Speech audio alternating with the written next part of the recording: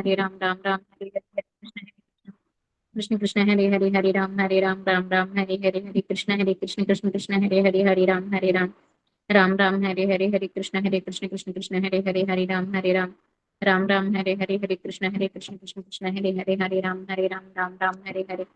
ओम अज्ञानतिमिरन्धस्य ज्ञानाञ्जनशलाकया चक्षुरुन्मिलितं येन तस्मै श्रीगुरुवे नमः।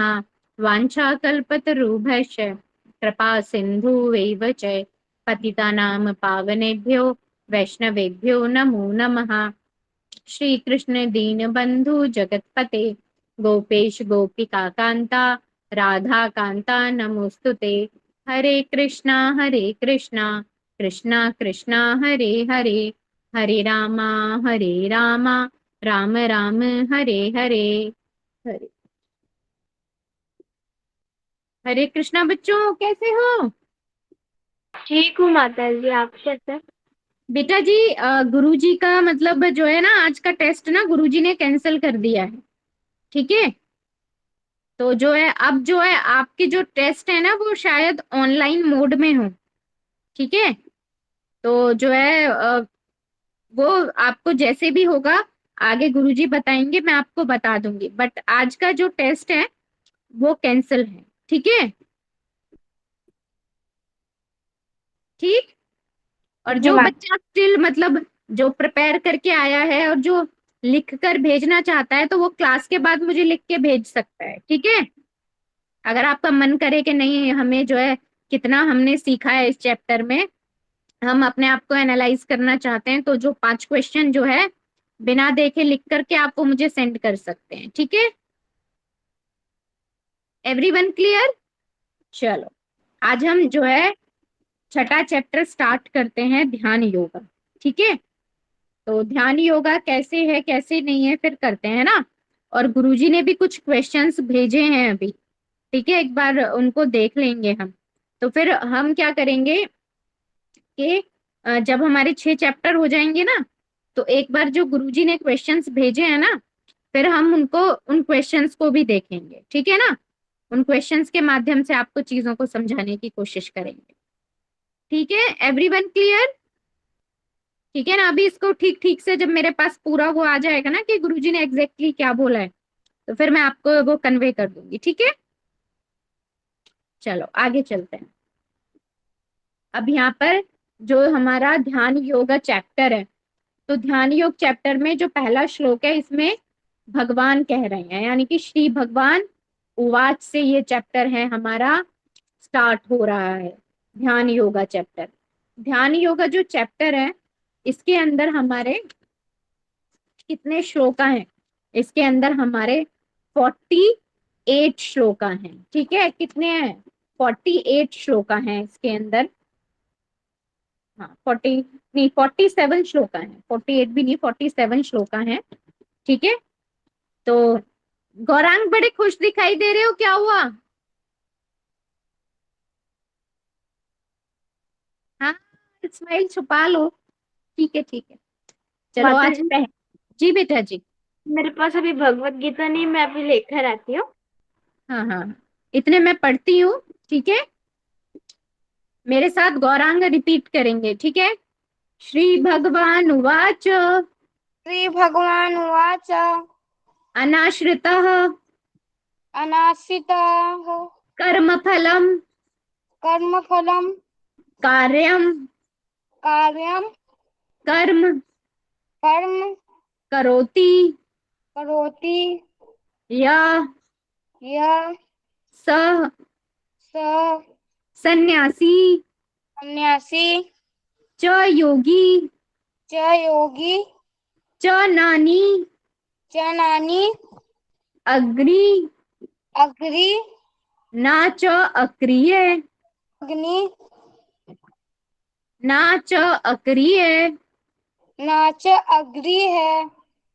श्री भगवान ने कहा, जो पुरुष अपने कर्म फल के प्रति अनासक्त है और जो अपने कर्तव्य का पालन करता है वही सन्यासी असली योगी है। वह नहीं जो ना तो अग्नि जलाता है ना कर्म करता है। देखो पहले ही श्लोका में भगवान कितनी इंपॉर्टेंट बात कह रहे हैं।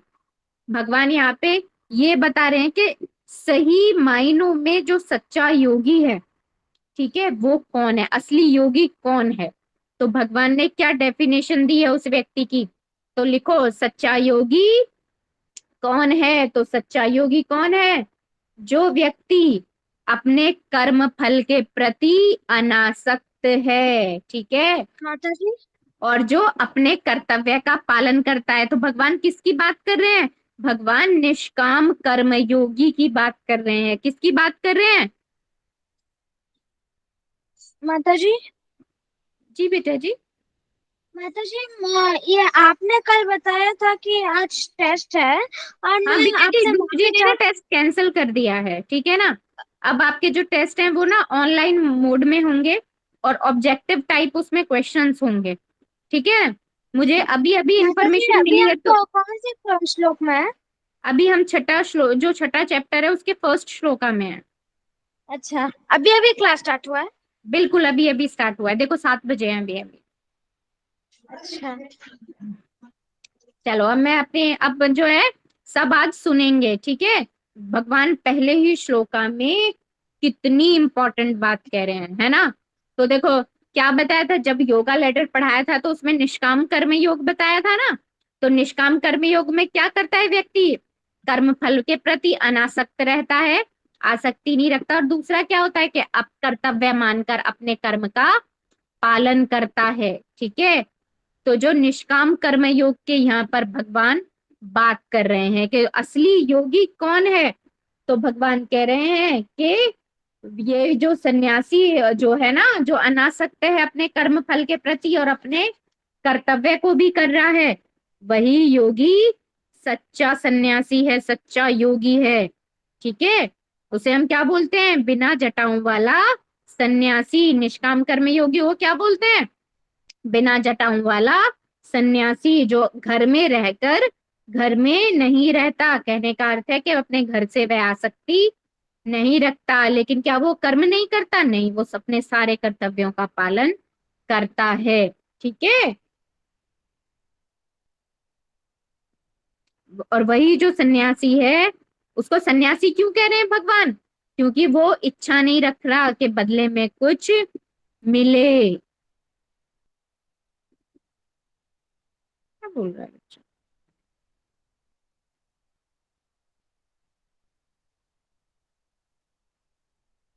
ठीक है। तो भगवान ने निष्काम कर्म योगी को क्या बोला है, बिना जटाओं वाला सन्यासी कहा है, सन्यासी बोला है भगवान ने।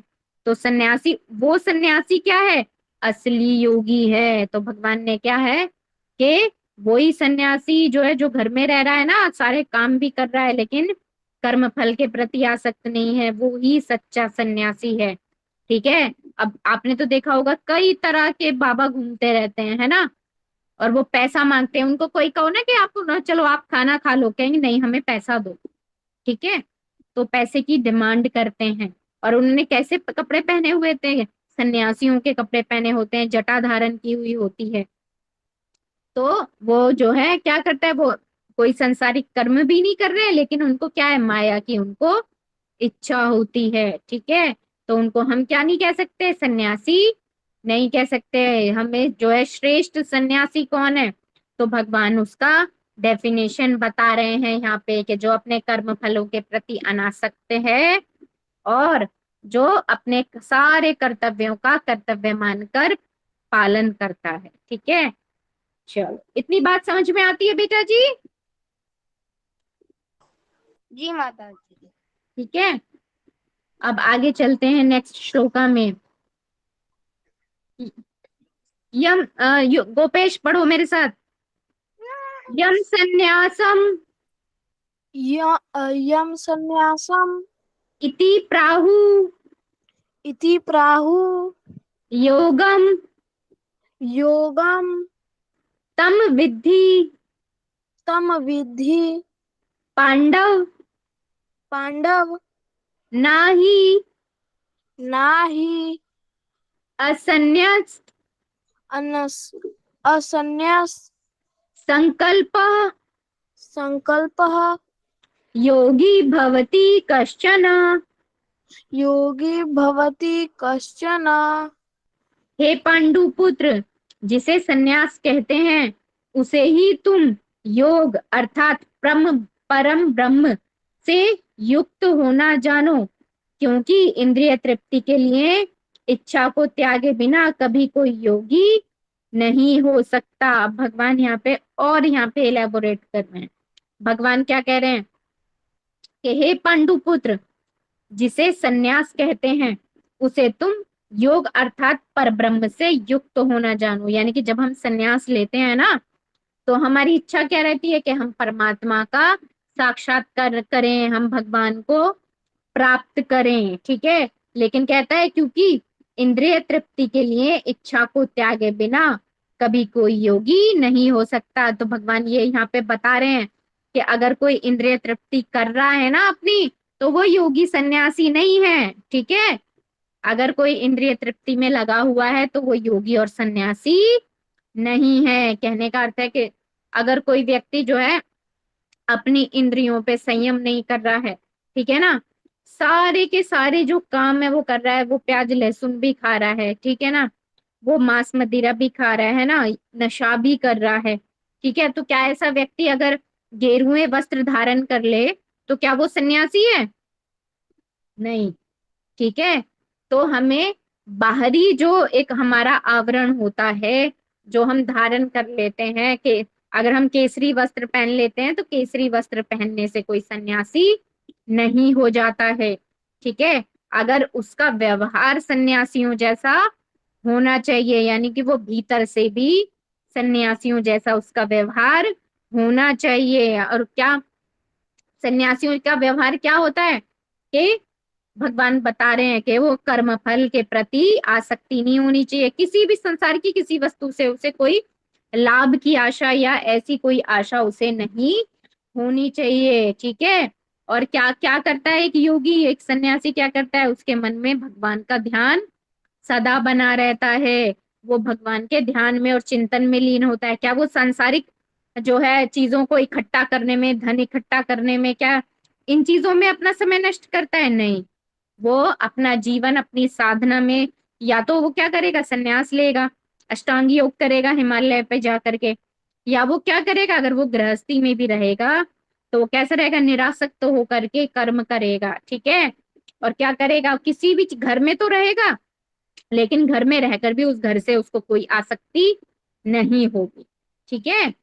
और यहाँ पे लोगों को घर से कितनी आसक्ति होती है, आपने देखा होगा कि घर में भी कई बार कोई चीज अगर टूट जाए, गलती से आपसे टूट जाए या किसी से भी टूट जाए, तो क्या होता है, अरे इतना नुकसान हो गया, हम तो इतने अच्छे से इस ड्रेस को लेकर के आए थे, ठीक है ना। फॉर एग्जाम्पल अगर प्रिशा एक ड्रेस लेकर के आए व्हाइट कलर में, ठीक है, और ये गौरांग तो है ही नटखट, इन्होंने क्या करा कि जूस गिरा दिया प्रिशा की ड्रेस पे, तो प्रिशा तो लाल पीली हो गई, अरे मैंने तो इतना महंगा ड्रेस लिया था, ठीक है, मेरा ड्रेस खराब हो गया, ठीक है। तो ये सन्यासियों का कार्य नहीं होता है, ठीक है, वो किसी भी इंद्रिय तृप्ति के कार्यों में जो है संलग्न नहीं होते हैं। इतनी बात समझ में आती है बेटा जी? जी माता जी। अगले मैं श्लोका पे बढ़ रही हूँ, अब जी मैं माता। पढ़ती हूँ, ठीक है ना। मेरे अनु मेरे साथ पढ़ो ये श्लोका। आरुरुक्षो, माता जी फिर से बोले। आरुरुक्षो आरुरुक्षो मुने योगम मुने योगम कर्म कारणम कर्म कारणम उच्यते उच्यते योगा आरूढ़स्य ओगा आरुरस्य योगा आरूढ़स्य, ओरा आरु ओरा नहीं, योगा, योग, योग, ठीक है, योग आरूढ़स्य ओरा योगा आरुरस्य तस्य एव शम तस्य एव समा कारणम उच्यते। कारणम उच्यते। अष्टांग योग के नव साधक के लिए कर्म साधन कहलाता है, और योग सिद्ध पुरुष के लिए समस्त भौतिक कार्यकलापों का परित्याग ही साधन कहा जाता है। ठीक है, अब इसको समझने की कोशिश करते हैं। ठीक है, आगे भगवान क्या कह रहे हैं कि जो अष्टांग योग में नया नया साधक हुआ है ना, उसके लिए कर्म साधन कहलाता है। कहने का अर्थ है कि उस व्यक्ति को क्या करना चाहिए, उस व्यक्ति को अपना कर्म करना चाहिए, निरासक्त होकर अपना कर्म करना चाहिए। ठीक है, और जो व्यक्ति क्या है, योग सिद्ध हो गया है। कहने का अर्थ है कि यहाँ पे भगवान, जो हम योगा लैडर पढ़ते हैं ना, तो उसके पहले स्टेप की बात कर रहे हैं कि जो व्यक्ति नया नया है ना, तो उसके लिए कर्म साधन है। किस प्रकार का कर्म साधन है, निष्काम कर्म योग साधन है। ठीक है, और जो व्यक्ति जो है योग सिद्ध है, कहने का मतलब है जो अष्टांग योग के आठों, जो हमने कल पढ़े थे ना, मैंने 8 विधियां बताई थी, उस 8 विधियों में पारंगत है। ठीक है ना, यानी कि वो यम नियम आहार प्रत्याहार, ठीक है, साधना, जो है योग साधन धारणा प्राणायाम, ये सारी चीजें करता है, उसके उच्च स्तर पर है। उस व्यक्ति के लिए समस्त भौतिक कार्यकलापों का परित्याग ही साधन कहा जाता है। ठीक है, अब यहाँ पे पहली चीज क्या बताई भगवान ने, कि जो अष्टांग योग का नव साधक है, उसके लिए क्या है, कर्म साधन है। कैसा कर्म, निष्काम कर्म योग। लेकिन जो व्यक्ति ने क्या कर लिया, निष्काम कर्म योग करते करते करते करते वो किस में हो गया है, वो एक ऊंचे लेवल पे पहुंच गया है, तो उसके लिए भगवान क्या कह रहे हैं कि उसके लिए भौतिक कार्यकलापों का परित्याग ही साधन है। तो उसको क्या करना चाहिए, उस व्यक्ति को जो है क्या करना चाहिए, भौतिक कार्यकलापों से जो है संन्यास को धारण कर लेना चाहिए। ठीक है, वैसे भी जब व्यक्ति निष्काम कर्म योग का पालन करता है, तो एक वक्त ऐसा आता है जब उसके सारे कर्तव्य समाप्त हो जाते हैं, जो जितने भी भौतिक कर्तव्य होते हैं, तब वो व्यक्ति क्या करता है, तब वो व्यक्ति संन्यास धारण करता है। ठीक है,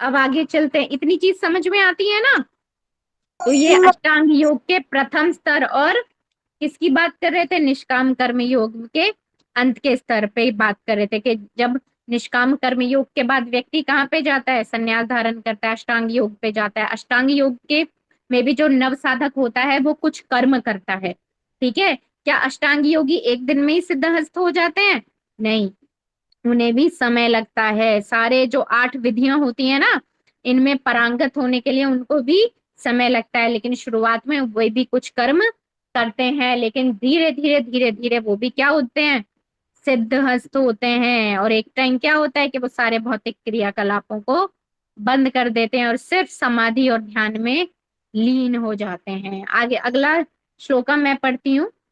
यदा हि न इंद्रिय अर्थेषु न कर्मसु अनुसज्जते सर्वसंकल्प सन्यासी योग आरूढ़ा तदा उच्यते।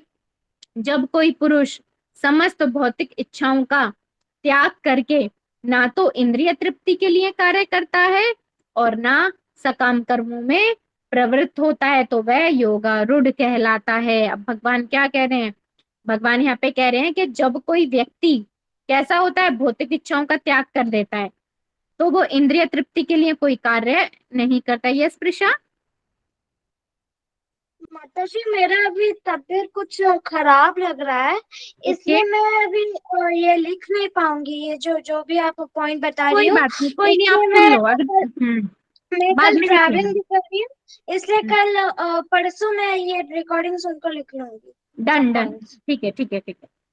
जी माता जी, जब कोई धन्यवाद पुरुष माता जी। जब कोई पुरुष समस्त भौतिक इच्छाओं का त्याग करके ना तो इंद्रिय तृप्ति के लिए कार्य करता है और ना सकाम कर्मों में प्रवृत्त होता है, तो वह योगारूढ़ कहलाता है। यहाँ भगवान बता रहे हैं योगारूढ़ शब्द की जो डेफिनेशन है ना, वो बता रहे हैं कि कोई व्यक्ति क्या करता है, समस्त इच्छाओं का त्याग कर देता है, और कोई जब सकाम कर्म वो नहीं करना चाहता ना, तो वह व्यक्ति योगारूढ़ हो जाता है।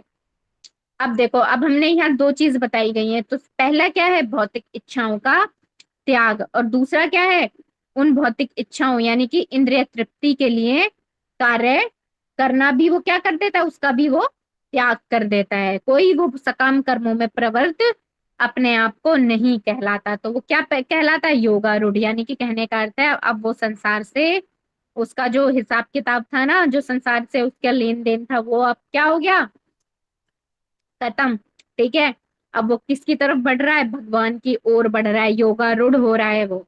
ठीक है ना, यानी कि अब वो पहली जो सीढ़ी है ना, इच्छाओं को, जो सकाम कर्म की सीढ़ी है, अब उससे वो ऊपर वाली सीढ़ी पर चढ़ रहा है। ठीक है, ठीक है।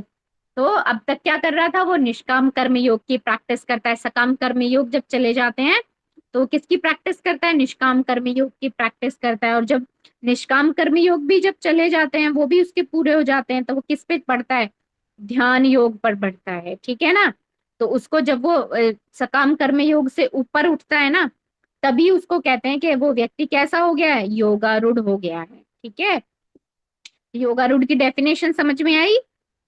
सकाम कर्म योग से व्यक्ति जब ऊपर उठ जाता है ना, जब वह अपनी इच्छाओं की पूर्ति बंद कर देता है, कोई इंद्रिय तृप्ति वो अपने जीवन से नहीं चाहता है, समस्त जो भौतिक इच्छाएं थी वो उनका त्याग कर देता है, तो व्यक्ति कैसा हो जाता है, योगारूढ़ हो जाता है। तो फिर वो क्या करता है, वो निष्काम कर्म योग का पालन करता है। निष्काम कर्म योग के बाद फिर और आगे वो तरक्की करता है, तो कौन सी एक और सीढ़ी चढ़ता है, ध्यान योग की सीढ़ी चढ़ता है। ध्यान योग के बाद अष्टांग योग की सीढ़ी चढ़ता है। अष्टांग योग के बाद भक्ति योग की सीढ़ी सीढ़ी चढ़ता है। ठीक है, ये जो ध्यान योग और ये अष्टांग योग है, इसमें कंफ्यूज मत करना। ये एक, जब हम चढ़ रहे होते हैं ना एक सीढ़ी पर, तो एक लेवल होता है, उसके भीतर के ना दो लेवल हैं ध्यान योग। ठीक है ना, बेसिकली ध्यान योग के अंदर पूरे अष्टांग योग की जो है व्याख्या की, सिर्फ तीन चीजों की बात कर रहे हैं इस चैप्टर में भगवान। ठीक है ना, निष्काम कर्म योग, ठीक है, और सन्यास। उसके बारे में जो डिफरेंस अर्जुन पूछता है ना कि मैं सन्यास लूं या क्या करूं, तो वो कर्म, उसके उसकी पूरी डिटेलिंग भगवान इन 6 चैप्टर्स में बताते हैं। ठीक है, कि निष्काम कर्म योग करो, धर्म का पालन करो, यही कह रहे हैं ना भगवान अभी तक। जी माता जी। कोई नहीं बोल जी रहा है, माता। भगवान क्या हो गया सारे बच्चों को। ठीक है, तो अभी तक अब भी भगवान यही कह रहे हैं कि योगारूढ़ की यहाँ पे भगवान ने डेफिनेशन को क्लियर कर दिया है। तो कोई हम उसको, व्यक्ति को क्या है, भौतिक इच्छाओं का त्याग कर दिया है, भौतिक इच्छाओं का त्याग कर दिया है, और सकाम कर्मों में अब वो प्रवृत्त नहीं होता है। यानी कि अब किसकी बात हो रही है, वो कौन से लेवल पे चढ़ा है, निष्काम कर्म योग के लेवल पे आया है। ठीक है, तो उस व्यक्ति को क्या बोल रहा है भगवान ने, योगारूढ़ बोला है। ठीक है, कि वो अब यात्रा कर रहा है मेरी ओर आने की। ठीक है, कुछ नहीं बोल रहा है कोई।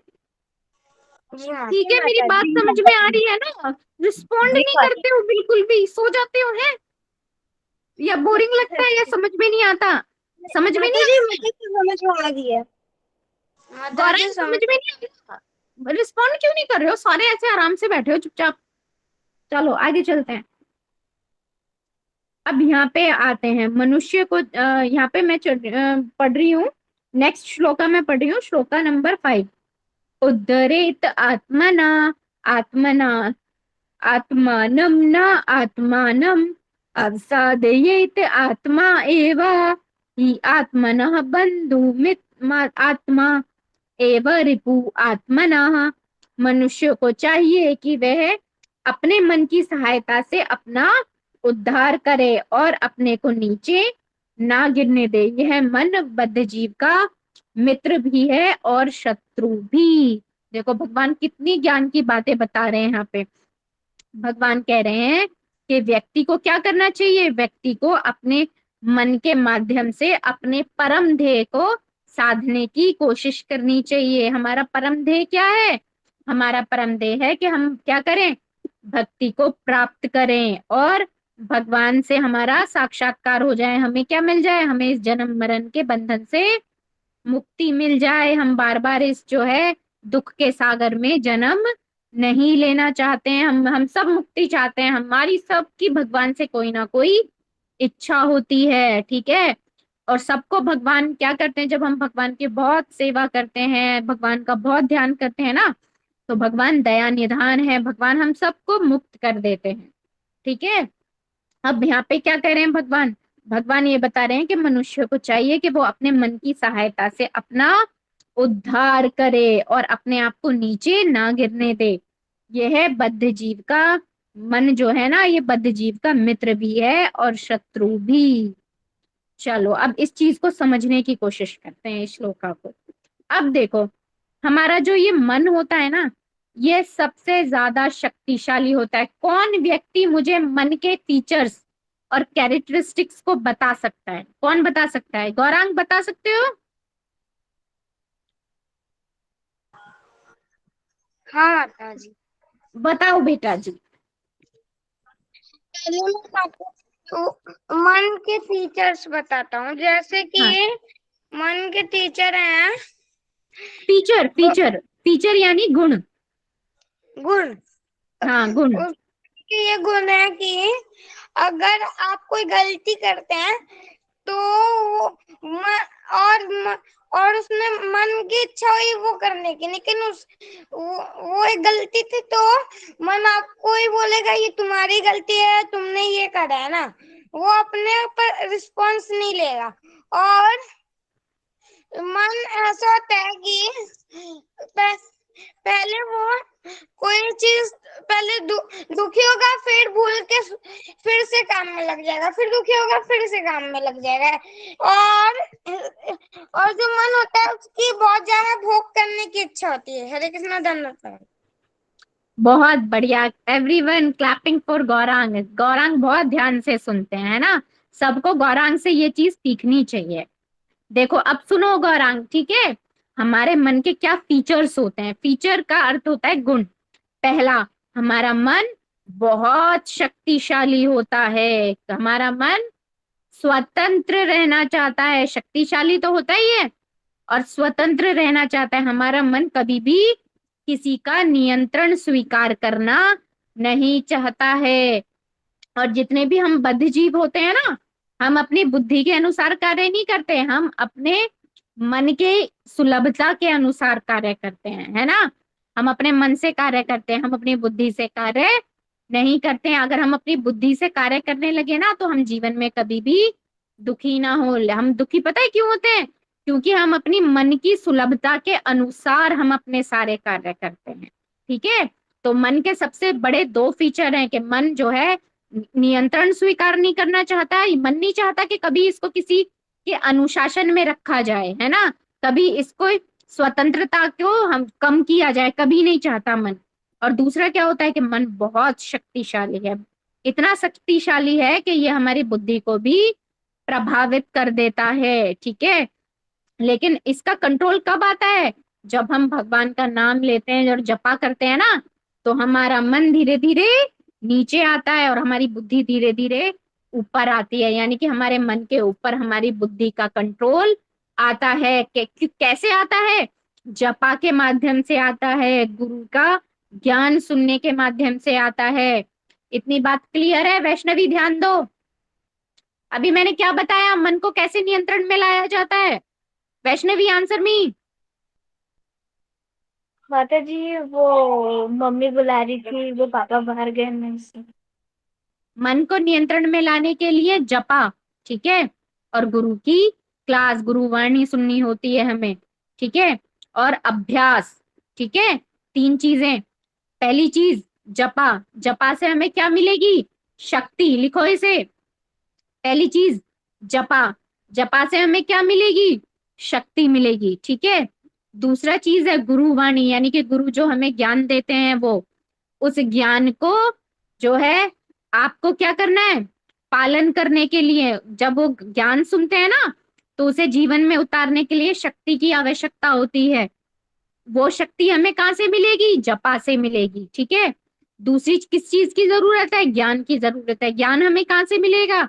ज्ञान हमें प्रामाणिक गुरु के माध्यम से मिलेगा, ठीक है।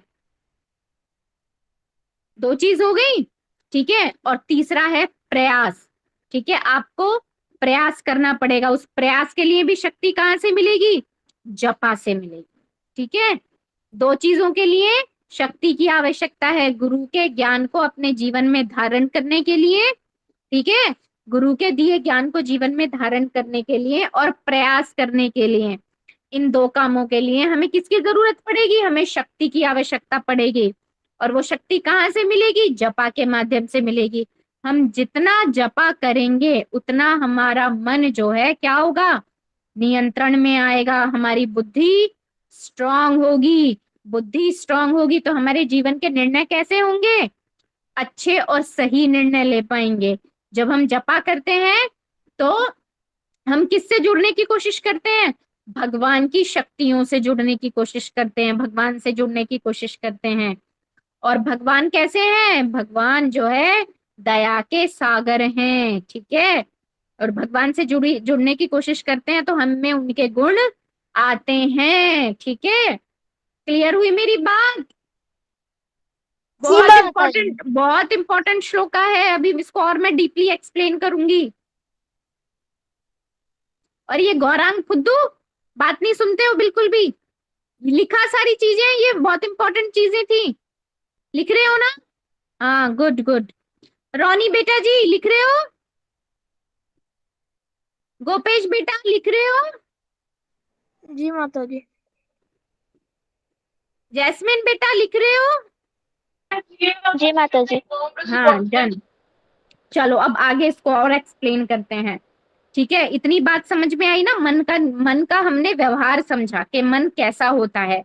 अगर कोई काम हमसे गलत हो जाए ना तो सबसे पहले हमसे गलतियां करवाएगा और फिर क्या कहेगा? अरे ये काम तुमने कर दिया। फिर हमें कोई उसमें गिल्टी भी फील कराएगा, है ना। तो मन क्या होता है? दोनों ओर भागता है, ठीक है। मन चाहता है चित भी मेरी हो और पट भी मेरी हो, ठीक है।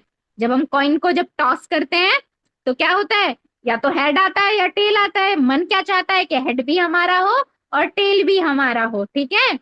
तो इसको लिए हिंदी में बोलते हैं कि चित भी मेरी और पट भी मेरी। अगर कोई हम, जैसे कि गौरांग ने बताया कि अगर कोई काम हमसे अच्छा हो जाएगा ना तो क्या होगा? हाँ, अच्छा हो गया, अच्छा हो गया, मैंने किया है ना। और अगर कोई काम गलत हो गया तो अरे ये काम ना तूने गलत किया ही क्यों ये काम गलत? उस पे हम फिर क्या करने लगते हैं? वो हमको और गिल्टी महसूस कराता है। अरे ऐसा क्यों किया? ऐसा नहीं, ऐसा कर सकता था, ऐसा नहीं, ऐसा कर सकता था। ऐसा होता है ना। कोई काम गलत हो जाए, जब गलत होने के बाद ही उसके 10 तरह की नई चीजें उसके बारे में हमें पता लगती हैं। फिर हम सोचते हैं अरे ये काम ना हम ऐसे कर सकते थे। अरे यार ये चीज पहले दिमाग में क्यों नहीं आई? होता है ना ये सारी चीजें हमारे साथ। जी माता जी। ठीक है जैस्मिन, कोई एग्जाम्पल दे सकती हो ऐसा होता है? माता जी। कोई एग्जाम्पल दे सकती हो मन का, जो मन परेशान करता है, कोई गलती हो जाती है तो? गलती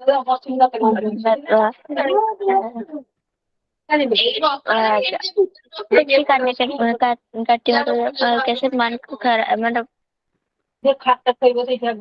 कोई एग्जाम्पल ऐसे नहीं है। कोई एग्जाम्पल नहीं है, ओके। कौन मुझे एग्जाम्पल दे सकता है?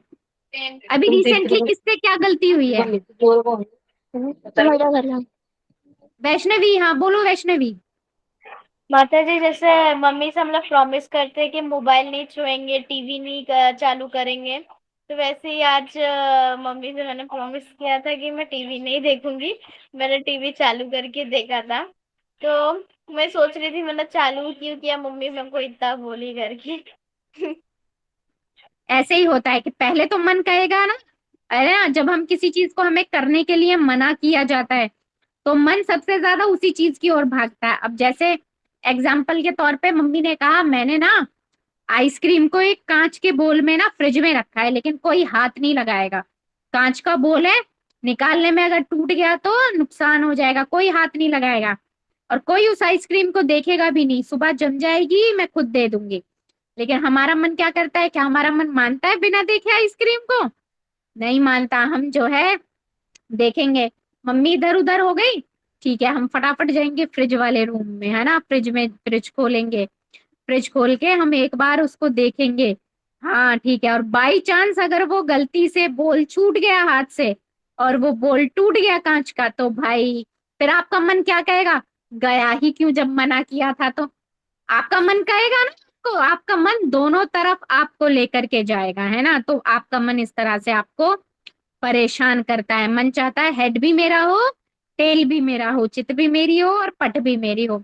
अगर आप उसको देखने नहीं जाते तो वो आपको अंदर ही अंदर परेशान करता रहता है ना। एटलीस्ट एक बार तो देखें, मन में इच्छाएं पैदा करता है ना इच्छा पैदा देखने की।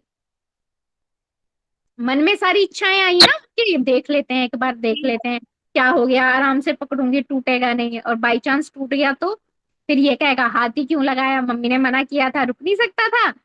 करता है ना। जी तो माता जी। मन जो होता है हमारा, भगवान कह रहे हैं मित्र भी होता है और शत्रु भी होता है। अब हम ये समझने की कोशिश करते हैं कि जो मित्र और शत्रु कैसे बनता है मन। तो मन का मित्र और शत्रु बनने में संग का बहुत बड़ा हाथ होता है। ठीक है, एक एग्जाम्पल के तौर पे समझाती हूं मैं इस बात को आप लोगों को। दो बच्चे थे, ठीक है ना। दो बच्चे थे, ट्विंस थे वो। कैसे थे? ट्विंस ट्विंस थे, थे। ट्विंस। ठीक है ना, जुड़वा बच्चे जो होते हैं ना, ट्विंस थे। और वो बच्चे पैदा हुए थे उत्तराखंड में। कहाँ पे पैदा हुए थे? हरिद्वार में, हरिद्वार उत्तराखंड में वो बच्चे पैदा हुए थे, ट्विंस थे। अब क्या हुआ कि माँ बाप ने एक बच्चे को अपनी किसी कजन को जो है वो गोद दे दिए, है ना, गोद में दे दिए, है ना। तो और उनकी कजन कहाँ रहती थी?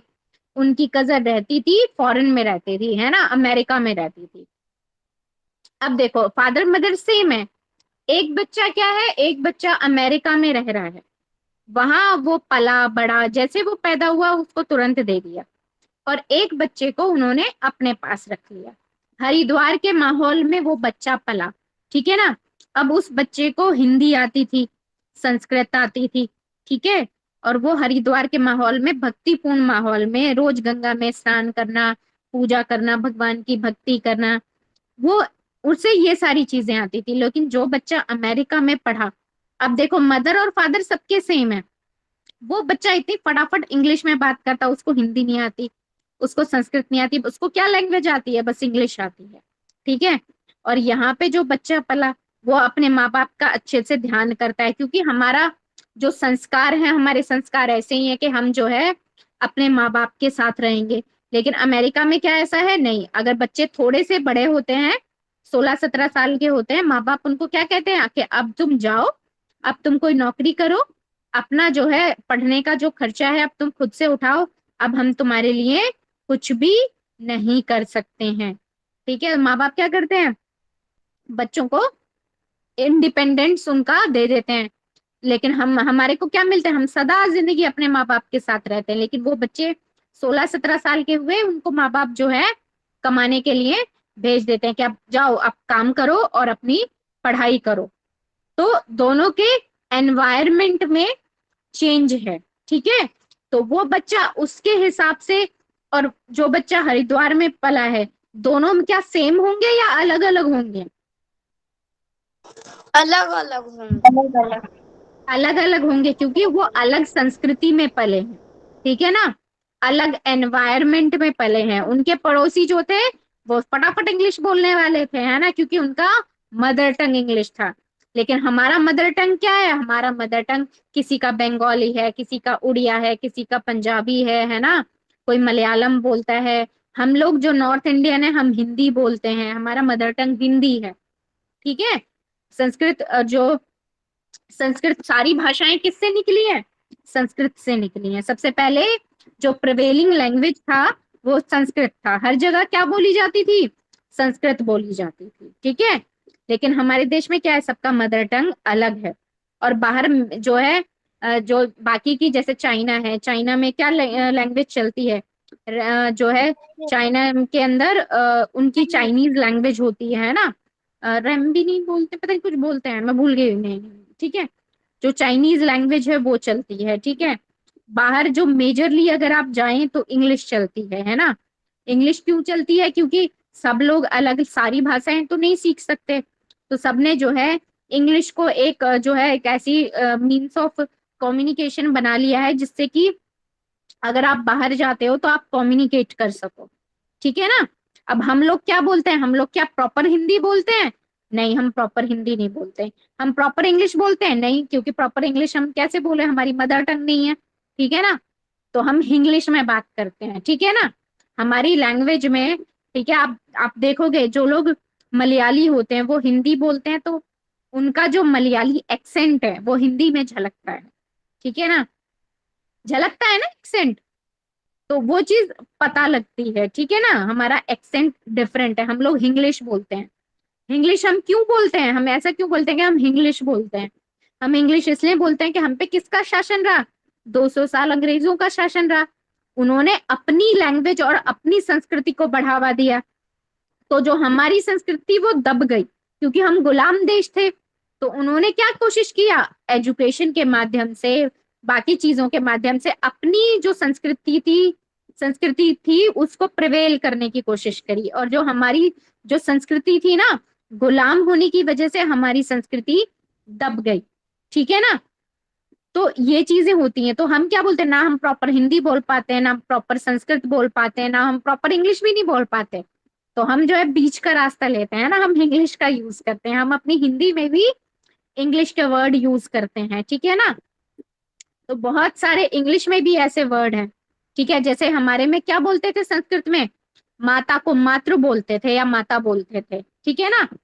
और हिंदी में क्या बोलते हैं? मम्मी बोलते हैं। मम्मी भी जो वर्ड है ना, ये इंग्लिश वर्ड है। ठीक है ना। वरना तो माँ भाषा है, माता या माँ हम बोलते थे, हम मातृ बोलते थे। तो इंग्लिश में जो है इसी वर्ड को क्या उन्होंने लिया? मदर। ठीक है ना। तो ये बहुत सारे ऐसे वर्ड हैं, जैसे ट्रिग्नोमेट्री एक वर्ड है, इसको हिंदी में त्रिकोणमिति बोलते हैं, है ना। संस्कृत में भी इसको त्रिकोणमिति समथिंग कुछ बोलते हैं। उसी को इंग्लिश में क्या उसको लिया उन्होंने? ट्रिग्नोमेट्रिक। तो बहुत सारे ऐसे वर्ड हैं। तो जब ये संस्कृति मिलती है ना आपस में, तो बहुत सारी चीजों का, बहुत सारे शब्दों का, बहुत सारी, है ना, नई नई प्रथाओं का जन्म होता है। जैसे हमारे यहाँ पहले बर्थडे मनाने की कोई प्रथा नहीं थी, है ना। क्या एनिवर्सरी मनाने की कोई प्रथा नहीं थी। ठीक है। लेकिन क्योंकि अंग्रेजों ने हम पे राज किया इतने साल, तो अब हम बर्थडे भी सेलिब्रेट करते हैं, एनिवर्सरी सेलिब्रेट करते हैं। क्या हमारे यहाँ ऐसा कोई था? हमारे यहाँ शादी हो गई तो हो गई, डिवोर्स का कल्चर नहीं था, है ना। हो गई तो हो गई, है ना। क्या एनिवर्सरी? अब तो सारी जिंदगी साथ साथ ही रहना है। ठीक है। लेकिन जो है बाहर जाके देखो तो वहां डिवोर्स का कल्चर है, तो वहां पे एनिवर्सरी लोग सेलिब्रेट करते हैं, क्योंकि उनको लगता है पता नहीं कितने कितने टाइम तक ही साथ रह पाए हैं। ठीक है। तो अब यहाँ पे मैंने एक चीज आपको समझाने की कोशिश की, संग। ठीक है। हमारा जैसा संग होता है ना, वैसा ही हमारे ऊपर रंग चढ़ता है। एक बच्चा जो फॉरेन एनवायरनमेंट में बढ़ा पला, ठीक है, उसका जो है व्यवहार बिल्कुल डिफरेंट होगा। और जो एक बच्चा जो है जो है किसके, उत्तराखंड के हरिद्वार के एनवायरनमेंट में पला बड़ा है, उसका व्यवहार डिफरेंट होगा। ठीक है। अब आप लोगों को एक और एग्जांपल देती हूँ। आपने सबने झुग्गियां देखी होंगी, है ना। झुग्गियों में कचरे वाले होते हैं, बच्चे होते हैं उनके भी। ठीक है। उनका व्यवहार जो होता है वो डिफरेंट होता है कि नहीं होता है? होता है माता जी। होता है, उनका व्यवहार डिफरेंट। वो छोटी छोटी चीजों के लिए ना बड़ी बड़ी लड़ाइयां लड़ लेते हैं, जरा जरा सी बातों पे चाकू छुरी निकाल लेते हैं। ऐसा क्यों होता है? ऐसा इसलिए होता है क्योंकि उनके पास बहुत ज्यादा कुछ होता नहीं है। ठीक है ना।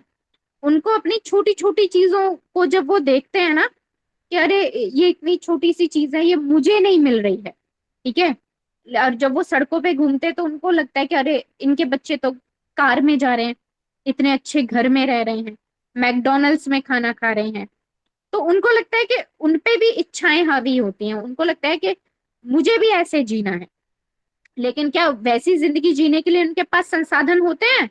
नहीं, संसाधन नहीं होते हैं। वेरी पुअर बैकग्राउंड, ठीक है, बहुत वो गरीब होते हैं। तो वो क्या करते हैं?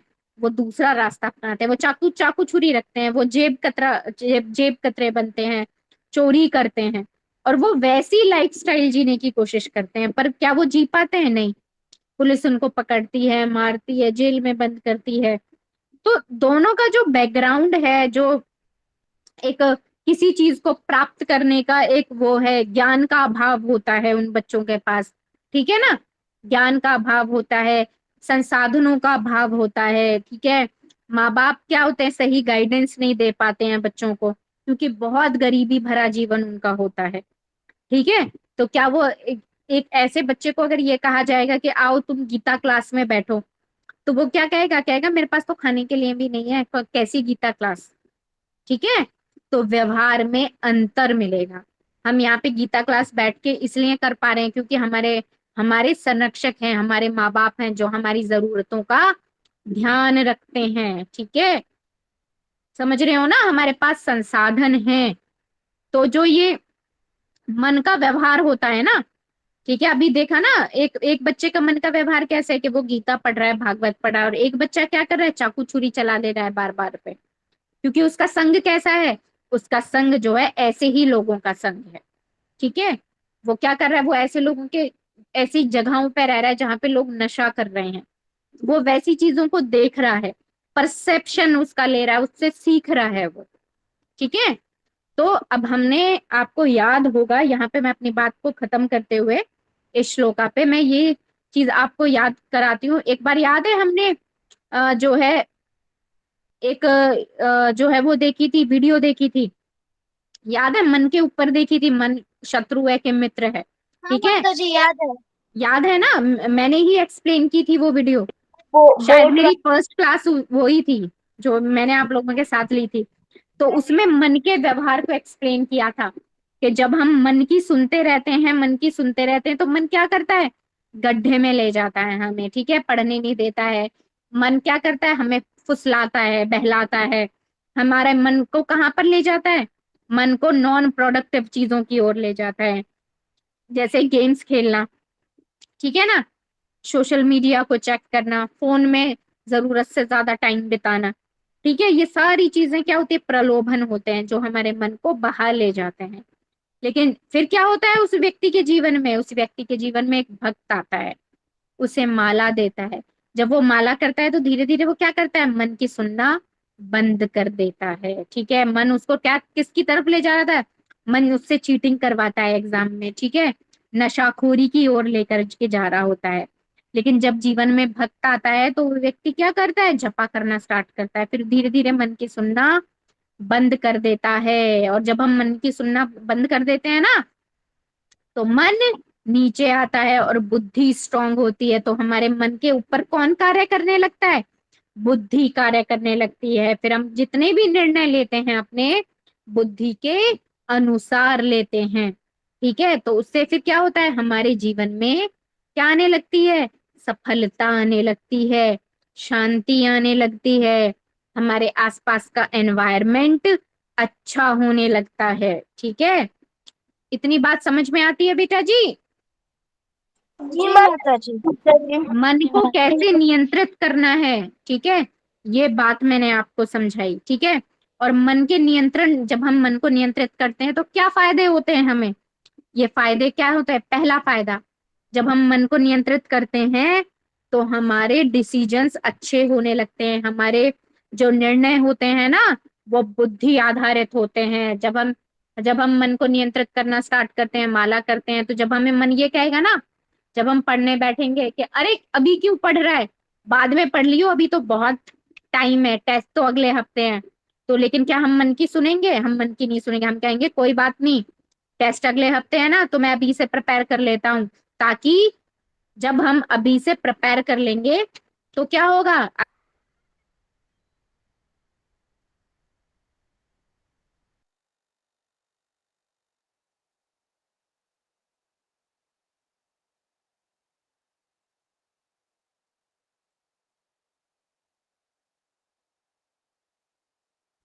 माता जी माता आपका जी आप वीडियो कौन है?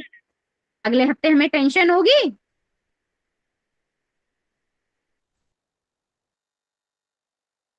माता जी लेफ्ट हो गई है।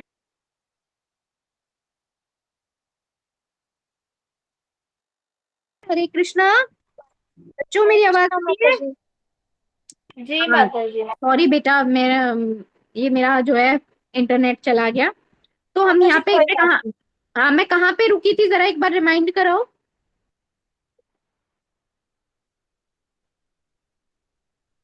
मेरे लास्ट माता वर्ड जी रिमाइंड कराओ। हाँ मन के बारे में बता रहे थे, हाँ, नहीं जो मैं मन एग्जाम के मन के बारे में बता रही थी, बट मैं कुछ कह रही थी आपको, बताओ मुझे जरा।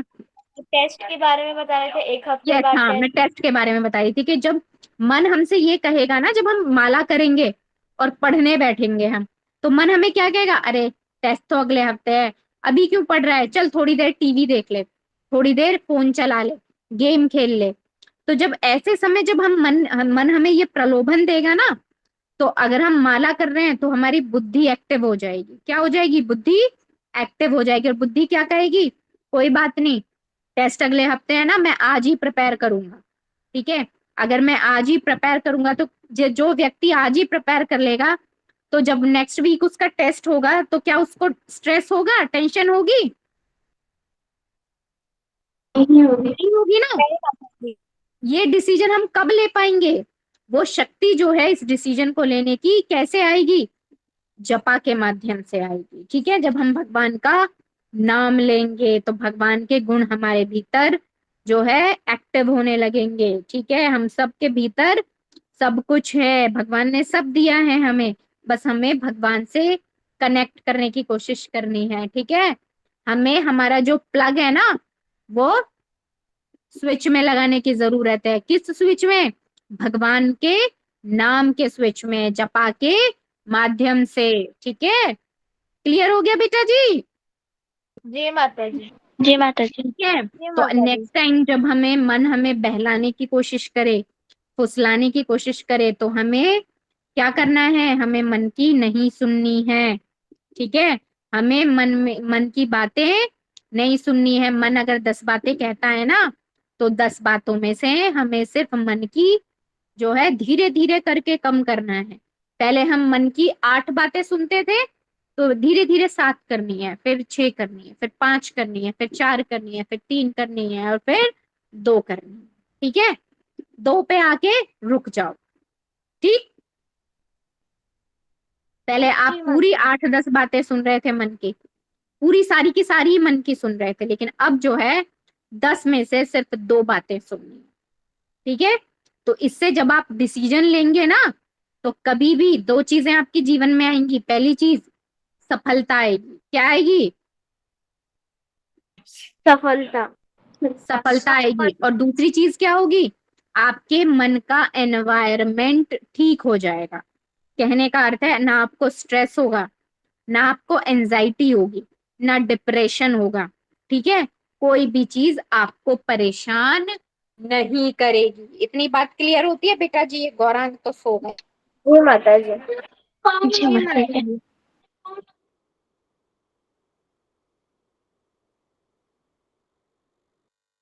माता जी आप अनम्यूट है। कहाँ है ये गौरांग? है ना, ये सो जाते हैं ये बार बार। अभी इतनी बड़ी बड़ी उबासियां ले रहे थे, मुझे ना सब दिख रहा है, देखो मैं देख रही हूँ यहीं से। चलो, अब मुझे बताओ कैसे धीरे धीरे नियंत्रण में करोगे। अब मुझे ये बताओ बच्चों, कि अब ऐसी कौन सी बात है जो आपका मन आपको बार बार करने के लिए कहता है। और क्योंकि आज की क्लास में मैंने मन के ऊपर थोड़ा डिटेल में बताया है, तो अब क्या चीज है ऐसी जो आप सुनना बंद करने वाले हो मन की? बताओ, हैंड रेज करो, सब सबसे पूछने वाली हूँ। सोचो सब, माता जी 2 मुझे सेकंड, क्वेश्चन समझ आया। 2 मिनट के लिए सोचो। ठीक है, कि अब हमने मन की प्रकृति को जाना है। ठीक है, आज की क्लास में हमने मन की प्रकृति को जाना है कि मन की प्रकृति क्या है। ठीक है, तो अब जो है आप लोग मुझे ये बताओ कि कौन सी ऐसी बात है जिसको करने से जो है अब आप अपने आप को कंट्रोल करोगे। प्रिशा ने हैंड रेस किया है, वैष्णवी ने हैंड रेस किया, जैस्मिन ने हैंड रेस किया है, गौरांग ने भी हैंड रेस किया है, और किसने किया है? अनु ने भी हैंड रेस किया है। ये गोपेश कहाँ पर है? क्लास में है आज? जी मैं माता मिलकर जी। गोपेश को देख सकती हूँ। गोपेश है क्लास में आज? जी माता जी। तो आपका हैंड रेज क्यों नहीं है?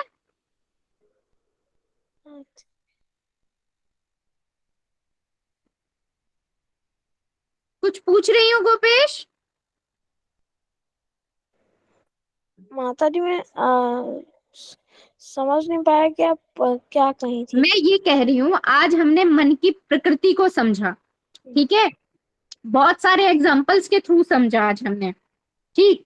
तो अब आप मुझे ये बताओ बेटा जी कि ऐसी अब कौन सी चीज है जिसको आपका मन बार बार करने के लिए कहता है, ठीक है, और आप उस चीज को कर देते हो, और अब आप उस चीज पे कंट्रोल करने की कोशिश करोगे अब से, क्योंकि अब आज अपने जाना है ना, मन की प्रकृति को हमने डिटेल में जाना है, ठीक है, कि मन की अगर हम सुनते रहेंगे तो हम क्या करेंगे, गड्ढे में चले जाएंगे, ठीक है। हमको मन की नहीं सुननी है, हमको मन को नीचे लेकर आना है और बुद्धि को मन के ऊपर बिठाना है, और अपने सारे निर्णयों को बुद्धि आधारित करना है।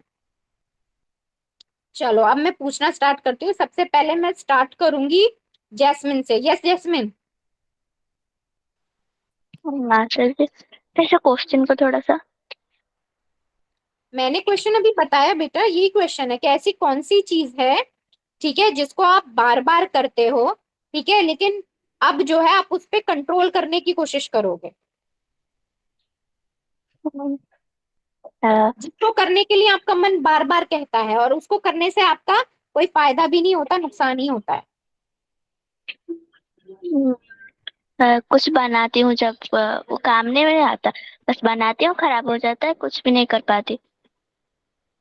कुछ आइडिया नहीं होता, वैसे ही काटती हूँ तो वो खराब होता है, वो टाइम वेस्ट भी होता है। ओके, तो अब आप इसको कैसे ठीक करेंगे?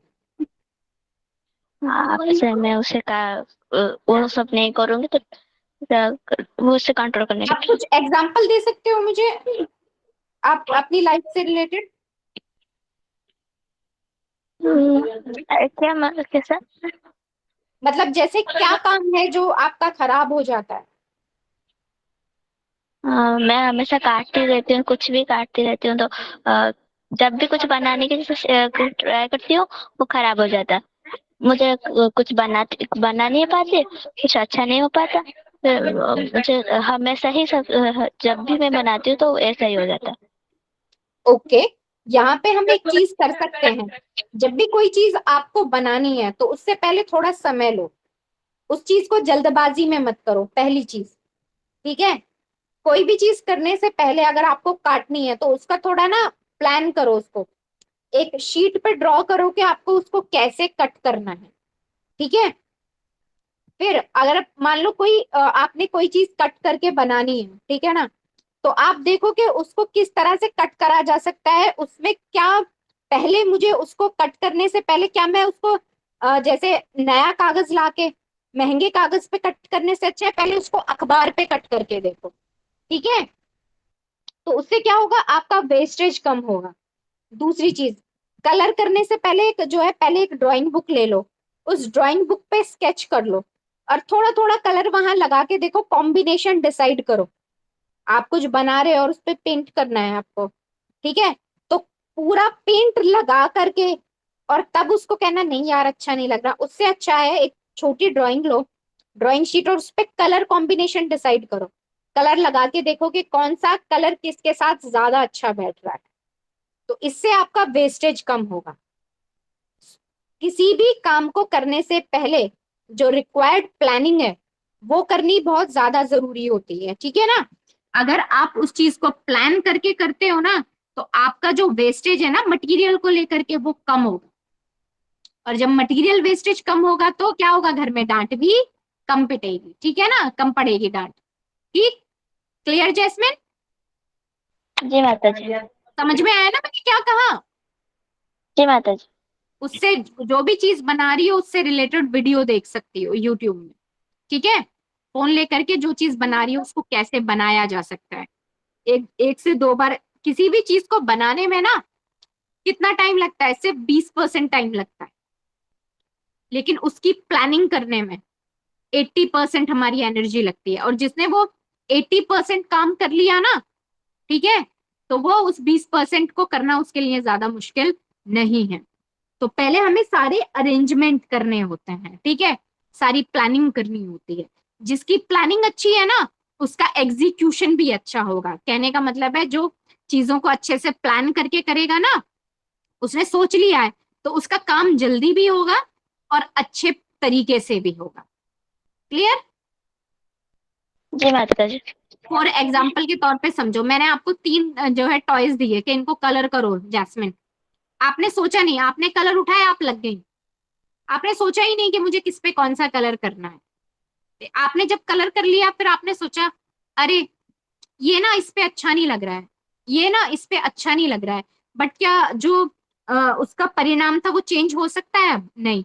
क्या वो सोच जो कलर करने के बाद हमने सोचा, अगर उसको हम कलर करने से पहले सोच लेते, किसी ड्राइंग शीट पे देख लेते या कहीं और किसी ऑब्जेक्ट पे ट्राई करके देख लेते, तो हमारा क्या बच जाता? टाइम का वेस्टेज बच जाता हमारा, ठीक है, रिसोर्सेस का वेस्टेज बच जाता।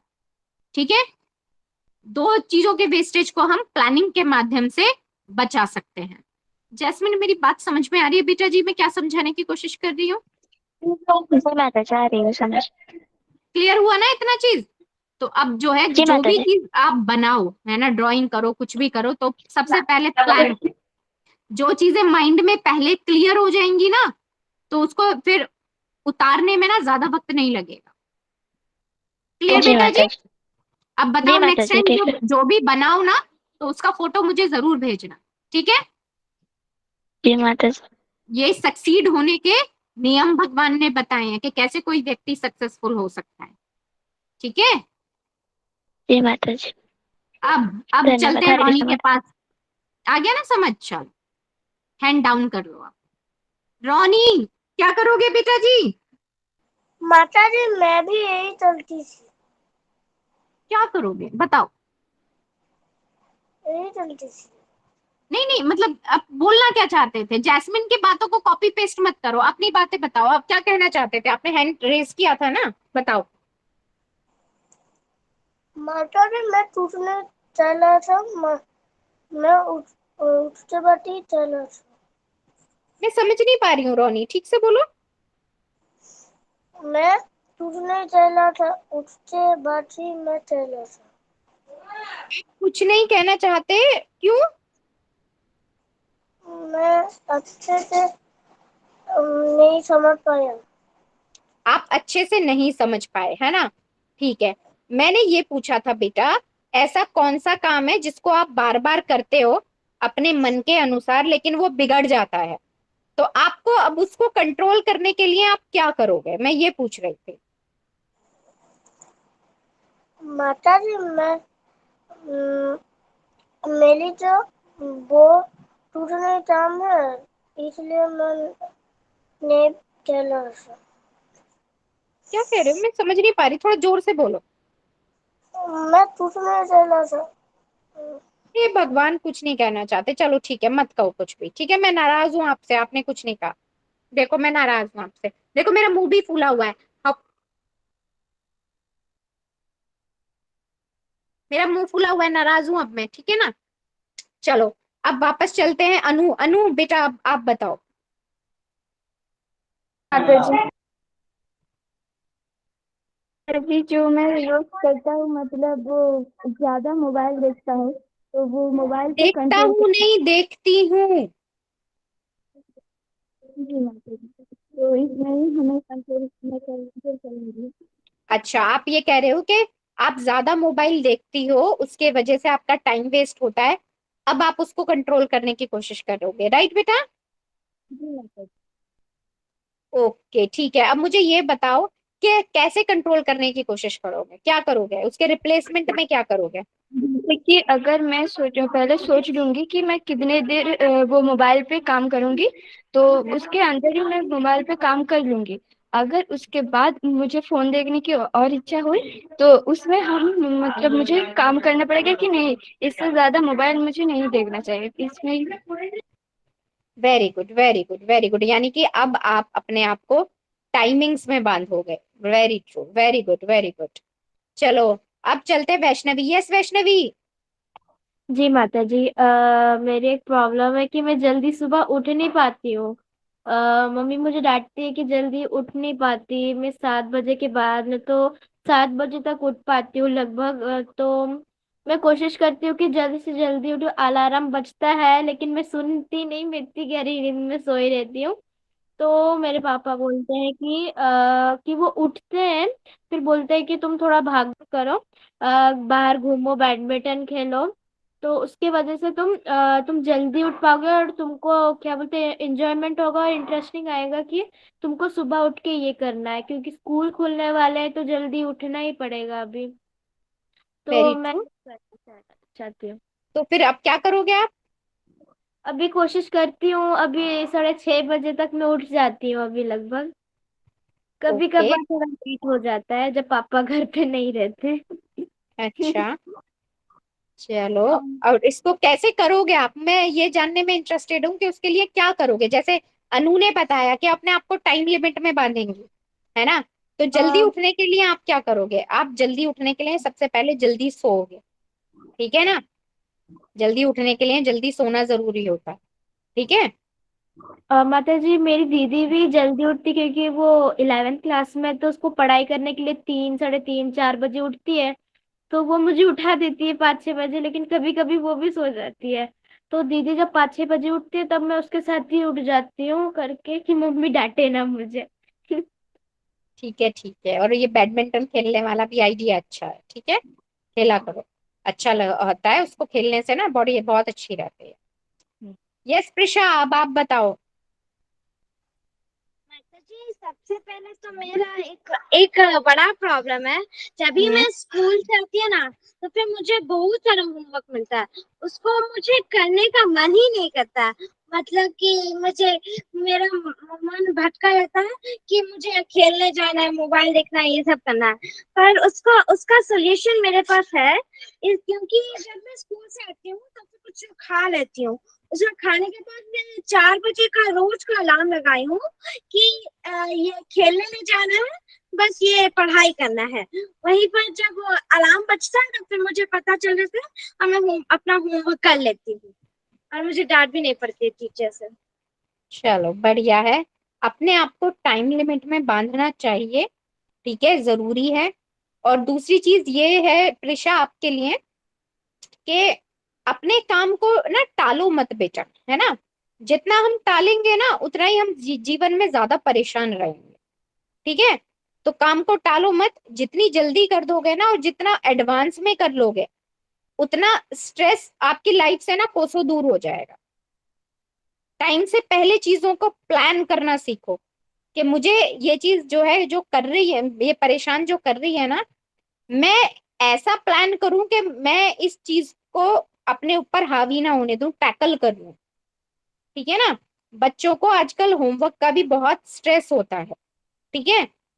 तो आप प्लान करो, छोटे छोटे गोल्स के साथ शुरुआत करो, और टालना हमें बंद करना होगा, ठीक है? जी माता आपने जी। कहा आपने अलार्म लगाया, ठीक है ना? और आपने अलार्म लगाने के बाद आपने होमवर्क करना स्टार्ट कर दिया, पर मैं ये भी कहूंगी कि खेलना भी जरूरी है, ठीक है? माता जी, ऐसा मैं नहीं है कि होमवर्क करने के बाद रिक्रिएशन, खेलने जाती हूँ। हाँ रिक्रिएशन बहुत जरूरी है, बट पहले स्टडीज निपटाओ एंड देन फिर रिक्रिएशन, राइट बेटा? हाँ चलो, माता और जी। इसको और अच्छे से करने की कोशिश करो, है ना, इतना अच्छे से कि ऐसा होना चाहिए कि आप, जैसे आपकी टीचर चल रही है ना, एटलीस्ट आपसे आप ना उससे 1 या 2 कदम आगे चलो, हाँ, मैं वही ठीक है? करती हूँ क्लास में। हाँ, एक चैप्टर एटलीस्ट रीडिंग लेकर के रखो चैप्टर्स की, राइट? चलो, thank you Prisha. Welcome Gopesh, माता जी। जी माता जी। बोलो बेटा जी।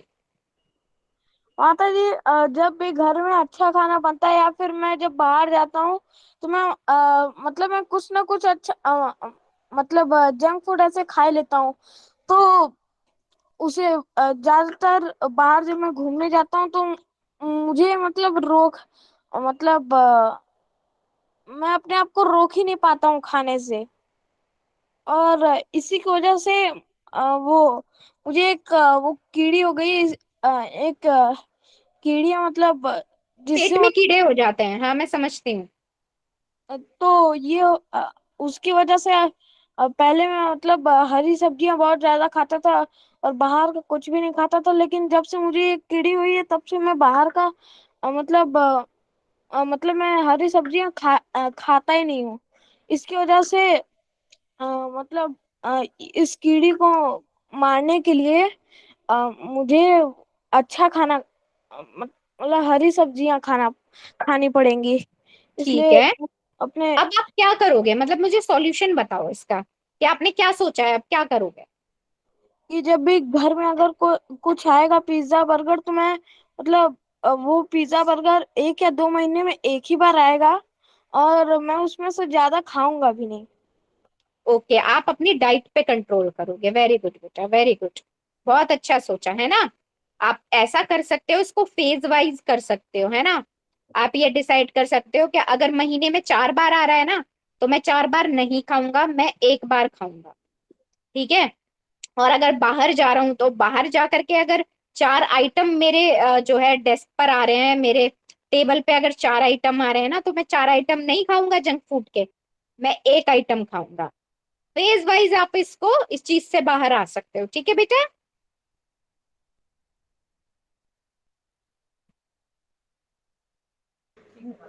ठीक है माता जी। हाँ, अब बचे कौन बचे, गौरांग बचे, यस गौरांग। माता जी, जब भी मैं क्लास में जो जो भी होमवर्क मिलता है ड्राइंग का, जब भी मैं बनाता हूँ हम्म। तो सब बोलते हैं दिखाओ दिखाओ ना, तो वो कुछ लोग देख के बोलते हैं कि, कुछ लोग नहीं, सारे लोग देख के ही बोलते हैं जानबूझ के कि अच्छा नहीं बना है, जबकि वो अच्छा दिखता है। मेरा दोस्त बोलता है अच्छा है, तो वो लोग जानबूझ के बोलते हैं कि ये अच्छा नहीं है, और फिर मैं दुखी हो जाता हूँ। लेकिन मेरे पास ये सॉल्यूशन है कि उनकी बात पे मैं अब से ध्यान ही दे दूंगा कि वो लोग क्या बोल रहे हैं। हरे कृष्णा दंड। गौरांग, यहाँ पे आप ये कर सकते हो बेटा जी, देखो, जब भी कोई हमें क्रिटिसाइज करता है ना, तो हमको उसको पॉजिटिवली लेना चाहिए। कहने का अर्थ है कि अगर कोई क्रिटिसाइज कर रहा है तो हम क्या कर सकते हैं, हम डिफरेंट कॉम्बिनेशन ट्राई कर सकते हैं, ठीक है ना। कलर के कॉम्बिनेशन होते हैं ना, तो हमें उनके ओपिनियन से अपने आप को परेशान नहीं करना है, लेकिन दूसरी चीज क्या करनी है, हमें क्रिएटिविटी दिखानी है, ठीक है। हमें अपने आप को इम्प्रूव करने की कोशिश करनी है ना। कई बार ऐसा होता है कि ब्लेसिंग इन डिस्गाइज बोलते हैं, कि मतलब कोई चीज ना बहुत हमें जो है, हमें सबसे अच्छी सलाह ना हमें कई बार हमारे अपने जो है, जो हमें क्रिटिसाइज करते हैं वही दे देते हैं, ठीक है, सबसे अच्छी सलाह। तो कहते हैं ना हमारे जो है, एक श्लोका है, एक निंदक नियरे राखिए, है ना, कबीर जी का दोहा है एक, कि जो निंदक है ना उसको अपने पास रखना चाहिए। क्यों पास रखना चाहिए, ताकि वो हमें हमारी कमियों को बता करके सुधार सके, ठीक है। तो ऐसे बहुत से लोग आएंगे कि जो आपके जीवन में आपको क्रिटिसाइज कराएंगे, लेकिन हमें क्या करना है, हमें अपने उनके ओपिनियन से अपने आप को परेशान नहीं करना है, लेकिन दूसरी चीज क्या करनी है, उनके ओपिनियन पे गौर करना है, ठीक है, कि वो क्या डिफरेंट पर्सपेक्टिव हमें बताने की कोशिश कर रहे हैं, और हम उनके जो उस सुझाव से, उनकी उस बात से क्या हम कोई इम्प्रूवमेंट कर सकते हैं अपनी लाइफ में, ठीक है। जैसे कि उन बच्चों ने कहा कि अरे अच्छा नहीं बना, ठीक है, तो आपको क्या करना है, हाँ ठीक है कोई बात नहीं, लेकिन आपको क्या करनी है, आपको कलर कॉम्बिनेशन ट्राई करनी है कि मैं कैसे इसको और बेहतर बना सकता हूँ, ठीक है बेटा जी। जी माता। माता जी, मुझे गौरांग के बारे में कुछ बोलना है। बोलो बेटा। माता जी, गौरांग मतलब जब भी ड्राइंग बनाता है तो उसके स्कूल में मतलब कंपटीशन होता है तो हमेशा फर्स्ट आता है, तब भी उसके दोस्त बोलते हैं कि ये खराब बना है। हाँ, मैंने कहा ना, उसकी उनके ओपिनियन को अपने ऊपर हावी नहीं होने देना है, ठीक है। कई बार जो ऐसा होता है ना, हम लोग जो होते हैं ना, हम केकड़ा मेंटालिटी होते हैं हम सब लोग। तो हम सब लोग नहीं कहूंगी, स्कूल में जब हम स्पेशली होते हैं, तो जब कोई दोस्त फर्स्ट आता है ना, या जो क्लास में से कोई भी फर्स्ट आता है, तो क्योंकि फर्स्ट आने की इच्छा सबके अंदर होती है, सबके अंदर होती है ना, लेकिन सब फर्स्ट नहीं आ पाते हैं ना, तो सबको देख के थोड़ा सा जो बच्चा स्मार्ट होता है ना, लगता है लोगों को, ठीक है, बट हमें उनके ओपिनियन पे गौर नहीं करना है ज्यादा, ठीक है। बस हमें किस पे ध्यान देना है, हमें अपने इम्प्रूवमेंट पे ध्यान देना है, अपने स्किल्स को हम और बेहतर कैसे कर सकते हैं इस बात पे ध्यान देना है। ठीक है गौरांग बेटा, जी माता जी। इधर शक्ल तो दिखा दो अपनी, कभी मेरे को ड्राइंग नहीं दिखाई है, कितने ज्यादा तुम छुपे रुस्तम हो, मुझे पता ही नहीं है अभी तक भी, एक बार भी नहीं बताया कि इतनी अच्छी ड्राइंग करते हो हैं। मुझे क्या क्या बनाया है ना जरा भेजना मुझे, मैं भी देखूंगी। भाई माता साहब जी, बताया नहीं, माता जी इतने मैं दिन भी से छुपा के भेजूंगी रखी क्योंकि है। मैं भी एक कृष्ण भगवान का स्केच बनाई हूँ। बिल्कुल बिल्कुल, जो माता जी जो मैं बच्चा जो से बनाए वो मुझे लगूंगा भी। जरूर भेजे। माता जी, गौरांग जी जगन्नाथ जी का बहुत बड़ा फैन है। वो हर रोज भगवान जगन्नाथ भगवान की एक ड्राइंग बनाता है। और बहुत उसने बढ़िया बहुत बढ़िया। एक दिन नरसिंह जगन्नाथ जी की ड्राइंग भी बनाई थी। सही में क्या बात है Gaurang, very very nice, very good बेटा, मतलब वेरी अप्रिशिएटिंग है ना। तो चलो क्लैपिंग बनती है ना गौरांग के लिए, सब क्लैपिंग करेंगे। चलो बहुत बढ़िया है ना। चलो बहुत अच्छे आर्टिस्ट बनना बड़े होके, है ना। आपकी टीचर तो आर्टिस्ट नहीं भी है, ठीक है, लेकिन जो है आप बहुत अच्छे आर्टिस्ट बनना, ठीक है।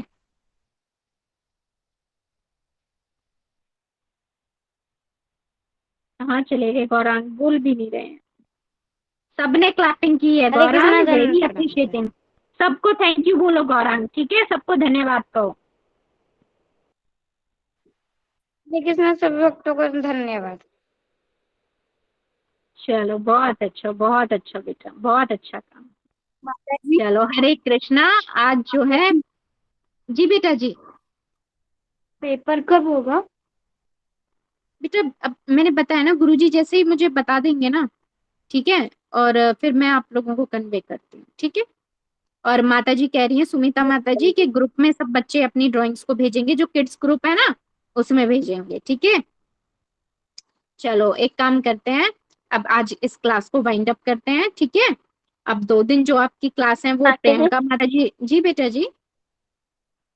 हाँ, टेस्ट कब है?